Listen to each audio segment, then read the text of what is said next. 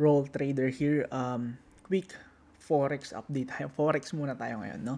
So, i-update lang natin yung nangyari sa Forex market kanina, Asian session, no? So, Asian session tong i-update natin or yung review lang, no? So, katuwaan lang, review, more practice, no? So, dito, makikita nyo sa may daily natin, no? Strength natin, no? Sa strength. So, dito natin makikita yung strength ng currencies versus other currencies, no? So, yung tinatawag dito is currency strength matrix ang tawag dito, no? So, but this is based on my system, no? So, hindi siya currency yung normal na currency strength matrix. So, there are currency strength matrix na based sa moving average, based sa MACD, based sa higher high, higher low. Sobrang dami, no? Etong currency strength matrix, it depends yun kung paano yung sistema mo. And alam niyo naman yung sistema natin as a range trader, no? So it's just the daily open, daily close. Yun lang yung sistema ko na yun, no? So basic, sobrang basic, mas pinadali, no? At hindi naman natin ito binabasihan solely, no? Hindi natin.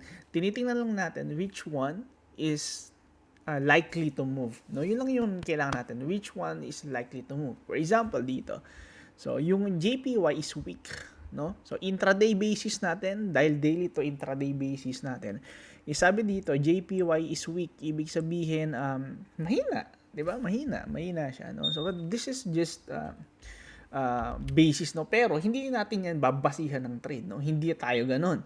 So more on range. Okay, andito yan, no? Andito yan sa trade finder natin, no? So dito kay Japanese yen, so ibig sabihin nun, kung mahina yung Japanese yen, doon pupuntiryahin natin lahat ng pair ng Asia. Pag sinabi natin Asia, kapatid, no? Sa ano lang yan, hanapin mo yung mga pairs na gumagalaw ng Asia. Siyempre, halimbawa, Asian session, tapos naka Euro USD ka, putang na hindi gagalaw yan, Brad.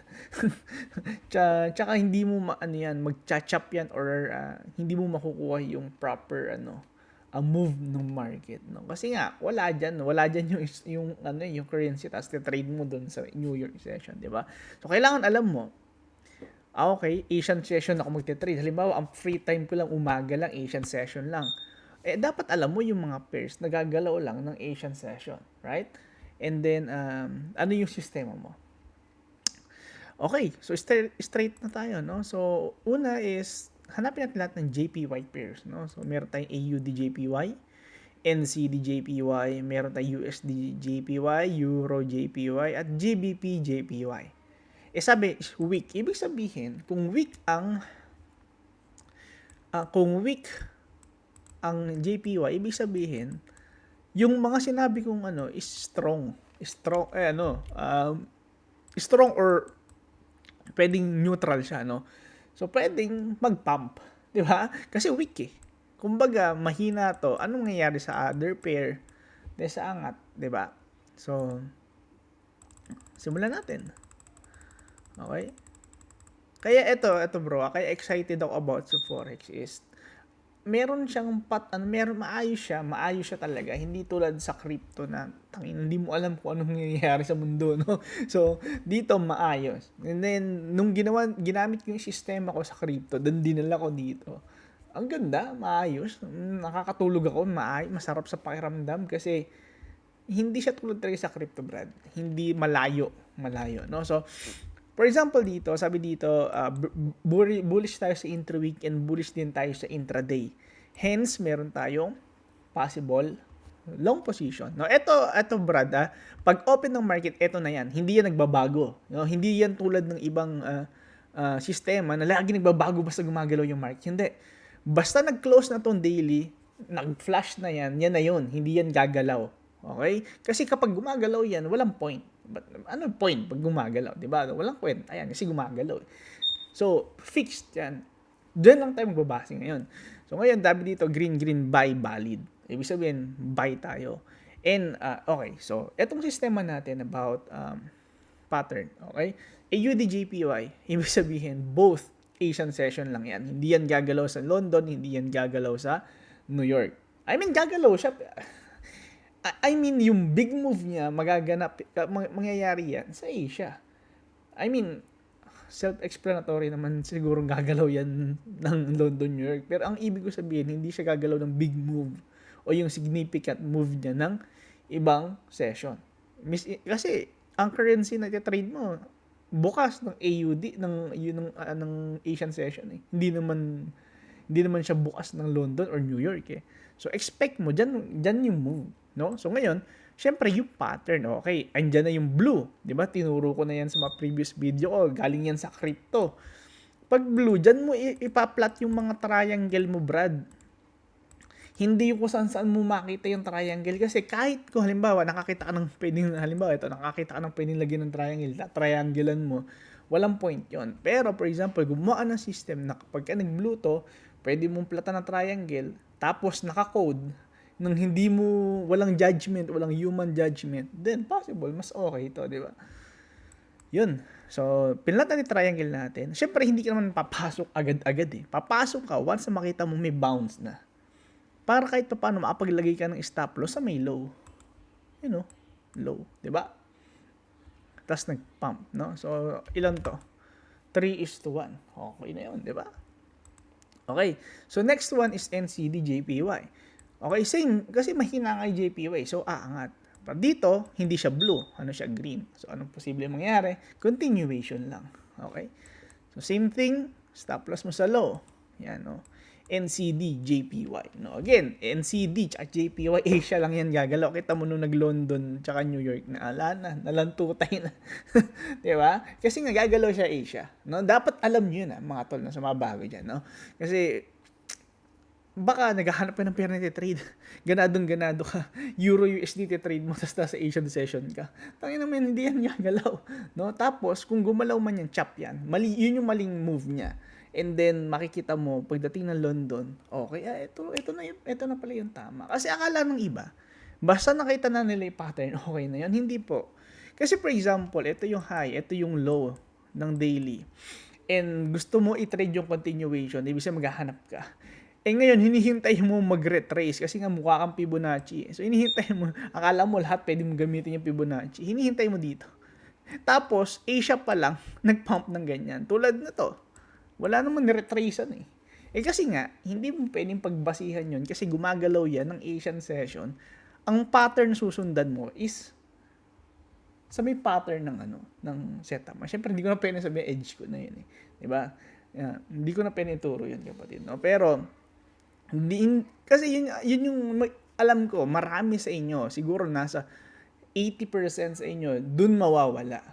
Kasi makakabuo kayo ng sistema. And then marirealize, tangina, anong session ba ako kailangan mag-trade? Anong oras ba ako kailangan mag-trade? Tsaka bakit hindi nagre-retrace? Sabi niya, kailangan sa retracement lang ako papasok. Dun kayo mawawala.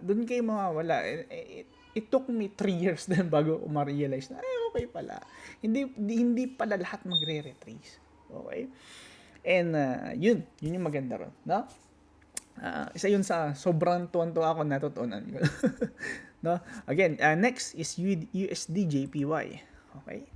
Same scenario, Brad. Same scenario. No? Same scenario. Okay. Dito, posible kasing umentry ka dito agad eh. Kasi nga, continuation play yung hinahabol mo. Kaso masyado siyang tight. Ito, tsaka ito. Tapos, closing kasi siya sa loob. Kapag kasi ganyan, Brad, is usually sweep ng low. Which is, ito yung low. Pagka-sweep, syempre hindi ka naman entry habang nagtutulo. Hintayin mo umangat ulit. Reclaim ang tinatawag dun, mga kapatid ko. No? Reclaim ang tawag doon. And then, lagay ka ng stop loss dito. Gaya nga ng ito. Stop loss mo dyan. And yun, nakita nyo. Okay. So, again, ulit buy valid, and then -6. Ibig sabihin, weak. So, kung weak yan or down, ano mangyayari dun sa may base pair? Kasi ito base, ito yung quote. So, sa base pair, angat. Kasi yung quote pair mo is pababa eh. Diba? Okay. Hindi ako expert sa forex Huwag niyo akong okarayin na. Pero, pinasok ko lang yung alam ko sa crypto sa forex, no? Again, hindi ako forex trader. hindi ako forex expert, no? Yung alam ko lahat sa crypto, kinonvert ko sa forex o inadd ko sa forex, and then doon ko na nabuo tong sistema. I'm still learning, bro, no? So, pagbigyan niyo muna ako. Next is Euro JPY. Euro JPY. Ito sa intra-week, medyo nasa sell side. Intra-week sell side. Pero, pag hinimay mo siya, Brad, no? So, Euro JPY. Kasi pag tiningnan mo yan, kasi, eto Brad, kung blindly, hindi mo alam, na okay, weak yung JPY. So, probably lahat ng JPY pairs is possible mag-angat. Okay? So, possible, okay, meron ka na agad idea. Ngayon, tsaka ka palang pwedeng mag-check. Kasi kung lahat yan, hindi mo alam yun nangyayari. Paano ka mag-check? Hindi mo alam kung sino yung i-check mo. Diba? Isa yun sa mga kailangan mong intindihan. Kasi bago ka mag-check, kailangan alam mo kung ano i-check mo. Kasi kung marunong ka mag-check pero hindi mo alam yung i-check mo. Diba? Ngayon, magtataka ka, bakit sell ang intra-week pero sa intraday is buy? So, contradicting. Kaya ka nakalagay dito invalid. Now, check the monthly. Then I realize, nasa monthly ka, Brad. Yan, retracement lang. Okay, retracement lang. Retracement sa monthly, and nandun ka ngayon sa gitna. And, etong previous mo, closes as inside. Okay? So, pag nag-close ng inside is either a sweep of the low or breakout from the mid. So, yun yung nangyari ngayon dito.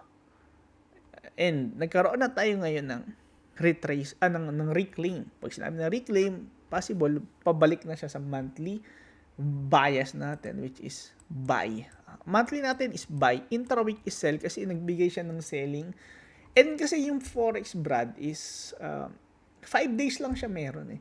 And sometimes, hindi siya ganun kalinis.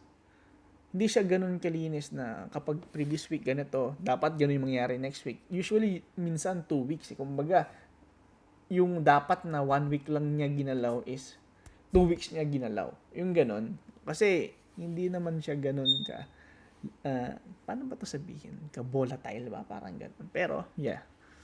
No? So, bullish siya sa monthly. So, ito yung retracement mo sa monthly. So, ngayon, ang target mo monthly high, which is ito. Ngayon, pag tingin mo ngayon dito, wow, ito ka pala. Ngayon, tita mo dito. Tingnan mo nung Monday yung ginawa. Breakout, yung blue. Okay, yung blue. Breakout, ano nangyari? Bang! Same scenario. Breakout, blue, bang, di ba? Sobrang simple. Sobrang saya ng forex. Kung sa totoo lang, sobrang saya i-trade ng forex compare sa crypto. And, madali siya lagyan ng XL. Kasi halimbawa dito, alam mo na, Euro JPY. So, it's either Asian or London session lang siya gagalaw. But nakita mo yung pattern mo, possible for continuation up. Entry ka na agad. 'Di ba? Once na makita mo yung trigger mo ng pattern na yun, syempre hindi ko na sasabihin lahat ng pattern na yun, syempre, 'di ba? Nawala na ako ng edge, 'di ba? 'Yun.